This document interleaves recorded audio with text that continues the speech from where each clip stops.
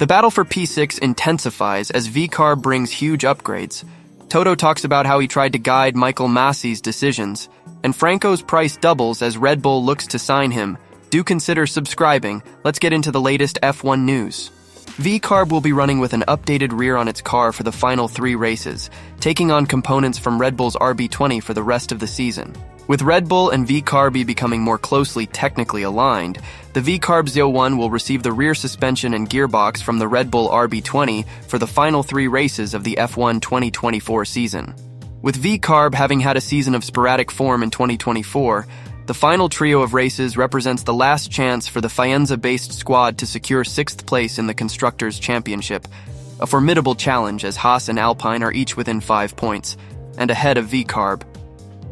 The development of the VCARB 01 hasn't been a straightforward one, with an update package introduced at the Spanish Grand Prix sending the car's performance in the wrong direction, as correlation and manufacturing issues resulted in the team having to figure out where the upgrades hadn't worked and where they had. For the final triple header, VCARB will repeat last year's assimilation of current Red Bull components. Known as AlphaTauri in 2023, the AT04 received the rear suspension of the dominant RB19 from the Singapore Grand Prix, with an uptick in form immediately ensuing. This year, the VCARB 01 will take on the rear suspension and gearbox of the RB20 for the final races in the last gas push for 6th place. The lateness in the seasons has resulted from the suspension being more complex to implement into the VCARB 01, not helped by the aforementioned correlation issues and the need to understand what had not matched up from its simulations and CFD data. Such component sharing is completely permitted under the regulations, with customer teams permitted to buy certain transferable components. These include gearboxes and suspension. Transferable components, TRC, are defined in the regulations, with supply agreements such as gearboxes and rear suspensions covered under this classification. There are umpteen components listed in the technical regulations, all of which are permitted to be used by customer teams. The supplier must own and/or control all rights, information, and/or data of any nature, including all aspects of the design, manufacturing, know-how, operating procedures, properties, and calibrations. TRC parts supplied to another team must be identical in every way, although modifications to the design are permitted. This is to ensure teams don't design bespoke components specifically for the customer. Suppliers must also give customers all the relevant costings and financial information on the manufacturing or logistics of the supply, as the financial regulations outline these parts must be granted a fair value for accounting purposes under the budget cap. The permitted components, outlined in Appendix 5 of the technical regulations, are granted transferable status and thus can be shared by supplier teams to their customers. With evolution expected to form the basis for the VCARB 02, the final car to be produced by Faenza under the current regulations, understanding the impact of the suspension and gearbox change will prove critical to forming the basis for next year's design. VCARB's ties to Red Bull have been strengthened over the past 12 months, with VCARB also set to leave its Bicester aerodynamic facility in order to move into a section of the Red Bull campus in Milton Keynes. The Faenza factory will remain unaffected by the aero department relocation. FIA press conference host Tom Clarkson believes at the time Carlos Sainz was a free agent, Red Bull still had true faith in Sergio Perez to deliver, potentially explaining why he did not sign with them. Sainz recently admitted it hurt at the time to have not earned an immediately front-running drive next season after departing Ferrari, with initial talks with Red Bull and Mercedes ultimately bearing no fruit before he put pen to paper on a long-term deal with Williams.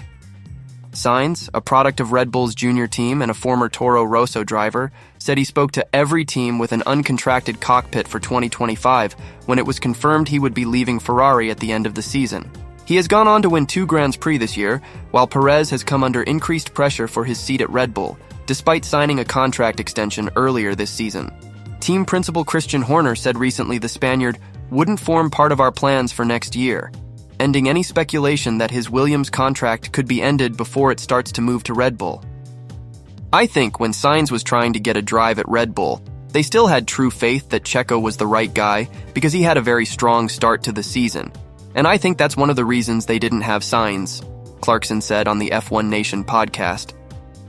I mean, there are other reasons as well, I'm sure, but I think if they were having the conversations now, the end result might be different. But I think when Sainz was looking for the drive, I think they still truly believed in Checo Perez. Clarkson was in conversation with 1996 world champion Damon Hill and former Jaguar and Prost driver Luciano Burti, with both former drivers believing Sainz would have been a strong candidate to drive for Red Bull next year. With that out of the question, both believe Liam Lawson may be the one to step up from VCARB if they decide to part with Perez at the end of the season. I would have put Carlos Sainz there, but that's not going to happen, Hill said. So I think it's Liam Lawson, almost certainly, because they've got experience of him. I mean, this is where you get into the murky world of, well, there may be some big money. And if that's the case, then it could be Franco Colapinto, but I think he's a little bit inexperienced, so we might see him at Racing Bulls at VCARB. Bertie added, I think Red Bull needs to think more about the psychological side. Who is this strong guy in the head to be next to Max in that team? It's not just about speed, it's mainly about the confidence and a cool head to deal with the pressure. Lawson seems to be one of those guys. He seems to be very open for the fight, and he doesn't seem to care too much, at least that's what he shows off. I would go for Lawson, but I do agree with Damon, and I don't know why Red Bull didn't want to give Sainz a chance. I think he would be the guy to be there. Toto Wolff has said he looked to guide ex-FIA race director Michael Masi in his role throughout 2021, using his experience in Formula One to tell him to listen to the drivers and not be arrogant or stubborn. The Mercedes team principal and CEO admitted the dramatic end of the 2021 season, in which Max Verstappen passed Lewis Hamilton on the final lap in Abu Dhabi when the safety car was called in under controversial circumstances, left him angry at the time, and that he still thinks about that race weekly, due to Hamilton being denied an 8th world championship in that moment. Verstappen and Hamilton duelled all season long in what is now widely considered as one of the most thrilling title battles in F1 history, but the FIA's report into the 2021 Abu Dhabi Grand Prix found that safety car rules were incorrectly applied. Only the lapped cars separating the Red Bull and Mercedes drivers were allowed to overtake the safety car, without an additional lap being completed afterwards, which would have taken the race to the checkered flag. Wolff wanted to place the race into its proper context, given there are many more consequential events happening in the world, but acknowledged how it left him feeling afterwards as a result of the then race director's actions. When asked how that night in Abu Dhabi made him feel on the High Performance podcast, Wolff replied, "Angry. Not anything like depressed or sad, just angry. Angry that an individual was able to take an 8th championship away from the best driver in the world by a bad decision." Now you have to put that into context. You know, there's dictators around the world, mad politicians that cause so much pain and so much harm that is in no way comparable to Lewis losing the 8th title or us a team, but it was just the anger of that moment, the anger on a person and not emotionally draining. And even Lewis, he learned to manage his emotions very strongly. Even Lewis, after a few days, was in an okay space. Now, that thing still goes with us and is with us because of the very unfairness that happened on that particular day, but it is not like in our mind all the time and makes us suffer. Masi left the FIA several months later in the aftermath of this race, with the governing body opting to operate a rotating race director system in his place. Wolff revealed he and others within the paddock had sought to speak to the Australian throughout the 2021 season to help him in a consequential year for Formula One, but believes the actions of Abu Dhabi were inexcusable as a result. I really tried to speak to Michael and guide him all along the year, and speak to him and say, listen, I've been in this sport for a long time, listen to the drivers. Don't always be stubborn in your decision making, don't be arrogant. And I tried that for the good of the sport, and obviously also for us as a team, not to be vulnerable to situations that could be totally detrimental. So in that sense, this is just what happened is inexcusable. Now you could say the empathy should make me realize how he feels. I realize how he feels, and I know that's not good and bad, but he could have thought about it all year long when people, not only me, tried to support in the right way. So sometimes you have to just realize that someone is just doing his own thing or taking his own decision. So for me, I don't care about it anymore. You and I speak about it, we waste 3 minutes of our time, but he has no relevance. Almost 3 years on, Wolff also revealed he still thinks about the race regularly, given the impact it had on Hamilton potentially going out on his own with the highest number of world championships in Formula One history. The Mercedes team principal believes both he and Verstappen were worthy winners of the crown that year, but given how the race unfolded, he sees it as being unfair on the departing Silver Arrows driver. For sure, every week, Wolff replied, when asked how often he thinks about the events of Abu Dhabi 2021. Yeah, there's a moment every week where I think about it, but I mainly think about it because I think Lewis should have deserved to be the greatest of all time with 8 world championship titles.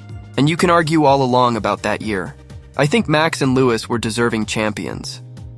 There were instances during the year where Max lost some points that he shouldn't have lost. You look at Silverstone today, you look at the crash in Monza both of them had, so both deserving champions. But on that particular afternoon in Abu Dhabi, it was unfair. Having staked a $20 million price tag on Franco Colapinto, Jack Pluijay claims Williams have doubled it amidst interest from Red Bull and Alpine. Promoted to a Williams race seat when the team axed Logan Sargent, Colapinto has captured the attention of the paddock with 2-point-scoring drives in his 6 races. Knocking on the door of the top 10 in a further 3 Grand Prix, it wasn't until the Brazilian Grand Prix that he came undone when he crashed in the wet, his first DNF. That has done nothing to curb interest in the Argentinian driver, as aside from Red Bull, a second team, believed to be Alpine, has also joined the race to sign him. Williams are not willing to just let him go, even though they've already confirmed their F1 2025 lineup, with Carlos Sainz joining Alex Albon.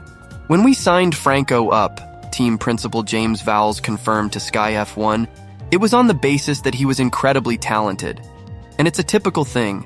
The teams will put drivers like that onto a reasonably long contract.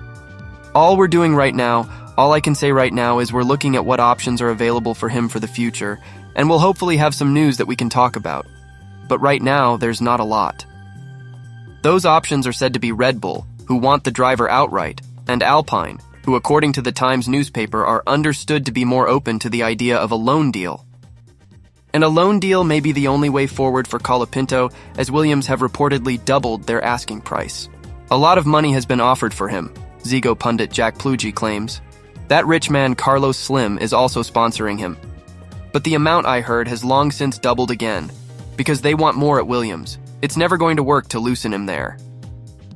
As for Colapinto, he not only doesn't know what's going to happen in 2025, but at the moment, he doesn't care. He only wants to make the most of this Williams opportunity, and he'll leave the rest in the hands of his management team. I'm not really thinking about my future and what is going to happen next year, he told the official F1 website. I trust the people around me. It's the job of my manager to get me the best seat possible and the best opportunity that is in our range. I really trust them. They have done an amazing job since I started working with them. It's something very important for them what I'm doing next year, and they are working hard to achieve what they want. I have no idea what is happening. I really don't know. The most important thing is I really don't care. I just care about the opportunity I've got. I care about doing the best job possible and to be ready race after race and challenge after challenge. My job is driving the car as fast as I can to turn the wheel and do the best lap time possible. That's what I'm doing. The job of the people around me is to get me the best seat possible. I rely on them. I trust them. I don't even feel the need to go and ask them what the situation is with this one or this one. If I'm not in F1 next year, I hope to be making enough impressions to show that I deserve a seat here in the future. That's my goal, to show everyone I deserve my seat in F1, and that I have to be here in the future. That's been the goal since I started in F1, and that's what I'm trying to show race after race. Failing to reach the podium in the last 7 races despite going into the summer break with 2 wins on the board, Lewis Hamilton says it is devastating to have these bad races as he prepares to leave Mercedes. Although Hamilton spoke at the beginning of the year of ending his partnership with Mercedes on a high, the closer he draws to his departure date, the worse his season seems to become. He went into the summer break on the back of 2 wins in 3 races, Silverstone and Spa, with Mercedes recording 3 and 4 races as George Russell won in Austria.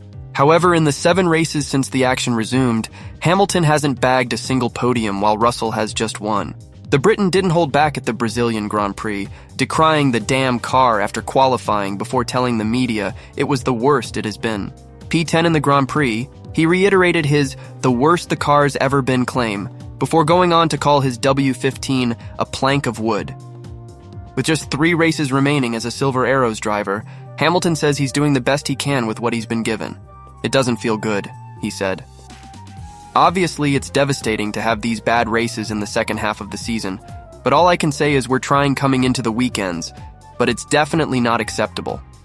It's definitely not good enough, and we have to take accountability. I have to take accountability. But I am driving. I'm doing the best with what I've got with the kit. For some reason, the car has been the worst this weekend, and I don't know what it is. We're going to have to find out what it is. One of the cars was working a lot better, he added, so there's obviously potential. 10th at the Interlagos circuit, while Russell raced his way to 4th, having lined up on the front row of the grid, it's the 2025 Mercedes team leader who's now ahead in the Drivers' Championship. Having already beaten Hamilton in their qualifying head-to-head for the season, 16-5, and also their race head-to-head, 13-8, Russell has taken a 2-point lead over Hamilton in the standings. Hamilton really doesn't care. After all, they're not fighting for the world title. I just put my focus on something else. I'm not fighting for the championship. Doesn't matter really where we finish in the championship, he said. I don't care if I finish ahead of George or behind George. It doesn't make any difference to me. I just want to keep the car out the wall and try to score points if I can for the team, if I can finish, whatever. HAAS team boss Ayao Komatsu revealed he never expected Alpine to secure its double podium in Brazil that vaulted it to 6th in the Formula One constructors' standings. But he pointed to the positive performance displayed by future driver Esteban Ocon. Alpine has struggled all year following a poor opening to the season with no points until round 6 in Miami, yet transformed its campaign with a stunning 2-3 at Interlagos last weekend.